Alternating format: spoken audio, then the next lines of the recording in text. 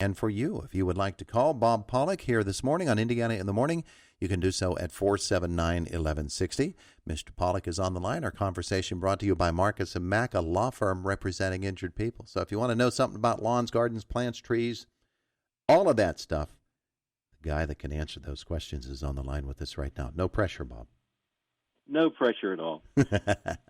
Hey, earlier this morning I was talking about something that we were discussing last week with you from Penn State Extension, and those were the new plants for this year. They also had an article a while back about new trees and shrubs that are available for 2021. And I know that discussion generally is going to be along the same lines as the new plants, that there are always new things coming out each year, and then they recommend and they go through that whole process of saying these are the ones that will work best for you. But if we could expand that a little bit, because of course I don't think as many people as probably we might think knows about zones when it comes to planting and what Pennsylvania's zone is, and therefore plants that are recommended from Penn State Extension would fit into Pennsylvania's zone. So if we could discuss the zones and how they're developed and where they apply this morning, I'd like to start there. Okay. And I'll leave while you do all that. You'll what? I'll leave while you do it. Yeah. Where's the fun in that? Yeah. Of course, you've been up a while, so. Yeah. So that's why I'm thinking crazily this morning. Tell me about zones. All right, so there are limits and ranges within which plants will grow well. If we get out of those ranges, and if we don't realize it or know it, then we can plant a plant and it goes into the first winter season and dies. Or it could do the opposite. It could get too warm. So there's not only hardiness zone maps, but there's also heat zone maps as well. Okay. And so they developed these to give us ranges within the country. We'll just focus on the United States, that people can expect that their normal temperatures will, in the case of hardiness, the cold temperatures, that those temperature ranges, what are typical based on historical temperature data, will put us in a certain zone. And so what they do, they just take temperature ranges, and they give them numbers. So they might be zone 1 or zone 2, and then they break it down a little bit where we might have zone, in our case, 5A or 5B, just to make it a little bit closer within about 5-degree increments. And then we can read on the plant that we're buying what zone that plant will thrive in. That's right. So as long as the plant has been tested within those different ranges, and a lot of times plants will have a range that might be from zone 3 all the way up to zone 8 or 9. Mm-hmm. So pretty broad range. And then other plants are much more specific or localized in the regions that they'll survive in. Yeah, so they're a bit more vulnerable. Hey, we have a call this morning. We want to get to our caller. Hang on. Good morning. Morning. Yes, I wanted to know, I have a lilac bush that's getting a little more like a tree. How much can I cut it back at one time? And when, Bob? Yes, and when? Okay, so the when part is usually we do that after it flowers in the spring, because that's one of the main keys, interests of that plant is to get it to flower. Once it does that, it's pretty much a green plant. So if we wait till after it flowers, then we can go in and do that pruning. Now, if we really need to get drastic, then it's best to just do that during late winter. If you're going to go in and even cut the whole thing back within about a foot of the ground, which you can do, and that's called rejuvenation pruning, where the plant's just gotten completely out of bounds, and we want to rejuvenate it, essentially start over again. we have the base of the plant to do that. And if we cut the branches off, then that'll signal the plant to send up new branches from the base. So that takes a little while. It doesn't take long to cut it down, but it takes a little while for it to come back.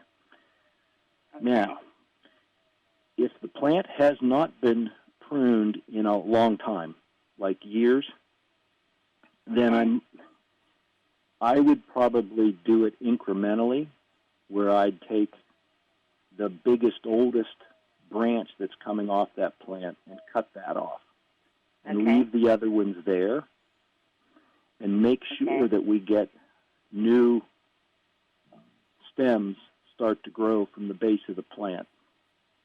And then as that happens, then the next winter season, then you can come in and cut another one of those biggest branches back within a foot of the ground.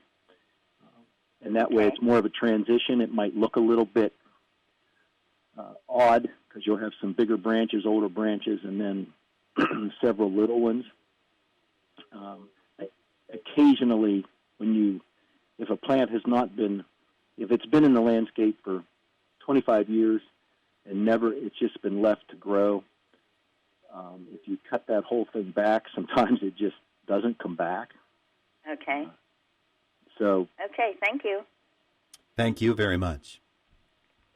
All right, so we get a lot of questions about lilacs, don't we? Yeah, and it's one of the reasons, like forsythia and privet and those multi-stem shrubs, they're very common. A lot of people have them. They've been very good plants over the years. Spring, summer, winter, fall, they hang in there. They do well. So I think that's one of the reasons. Same thing with rhododendrons. They're popular plants. A lot of people have them. But it is common that we kind of leave them go. And especially with these flowering plants, if we just let them go, I mean, I've seen lilacs 15, 20 feet tall, and they might only have 4 or 5 main branches and very little new growth. So as that plant ages, it will flower less. So just that process of periodically pruning it, and you don't necessarily have to do it every winter season. Maybe every 2 or 3 years, you just go in and take one of those branches down to the ground. That signals the plant, I lost a branch, I need to replace that. Mm-hmm. And so it kind of re-energizes it, signals it to start a new stem growing. And that's how you can kind of naturally keep the plant within a certain size range. And then also on that younger wood, it's more productive. It'll have more flowers. And so it'll look better in the landscape also. Yeah. I wanted to ask you a question this morning about something that normally we're asking in a couple of months, and that is about grapevines. Mine have stopped producing grapes for the most part. There's just 1 or 2 pods that come out. Well, I'll tell you what, if we have time, we can get to that question in just a moment. But we do have a caller who's just phoned in, so let's visit with them. Good morning. Hello. I'd like to ask a question about how you get rid of moles in the wintertime. Getting rid of moles in the wintertime, so your yard looks awful, doesn't it? My God, there's a convention going on out there. National convention. There's a national mole convention in this guy's yard, Bob. Can you help him? You must have some food there to eat, or they're trying to find it. Now, were they a problem? He hung up. I wonder if it's a problem this past year, or whether this just has started to become a problem. Mm-hmm. Mm-hmm. And of course, we've talked about this before. There's no quick fixes for moles. They are active all year round. They feed on not only grubs, which are the larvae of some of our beetle family. Mm-hmm. So Japanese beetles is one, European chafers, May beetle, June beetle. All those have grubs as larval stage within those insects' life cycles. those grubs all feed on turf roots, and so they can be a problem for the lawn. But then they also become a food source for the moles. So you might have a problem with that. You might not, because they also feed on earthworms. Mm-hmm. So if you have a lot of earthworms, they could be moving in because they're finding food to eat, or they're looking for food to eat, and so they will. That's what they do. They excavate. It's like mining for coal. They keep going after it, moving earth, looking for food. So they can come in. So they may not have been there last year, but now they've moved from somebody else's property or some other area, and now they're working your area. So depending on how much food they find, they may be there for a little while, do the damage, and then move on. And there's really no winter solution that's any different from the summer solution for dealing with moles. No, there really isn't, because the only options are they do make traps. They're not cheap, but they're those spear-type traps that you locate where the most recent travel path is. They come down and conk them on the head. Yeah, and you set that trap up over one of those tunnels, hope they come back through, and then when they trip the trigger, they get speared. It's warfare, right? Yeah, and there's also those there's mole pellets too, but I don't know how effective they are either. Yeah, so there's baits. There's a couple different baits. Some look like worms that you put out there, and they're actually worming this flexible worms, but they also have a material built into them that when they feed on them, then that's supposed to kill them. Yeah, you know what? So those are kind of the options. And then if you have a lot of time, you can sit and watch the ground move and fix them with your shovel. There you go. But speaking of having a lot of time, we don't have any of it. We're done. Bob, thanks so much. We'll catch up with you next week. All right. Take care. It's the voice of Indiana County, WCCS 101.1 FM and AM 11.6.1 FM and AM 11.6.1.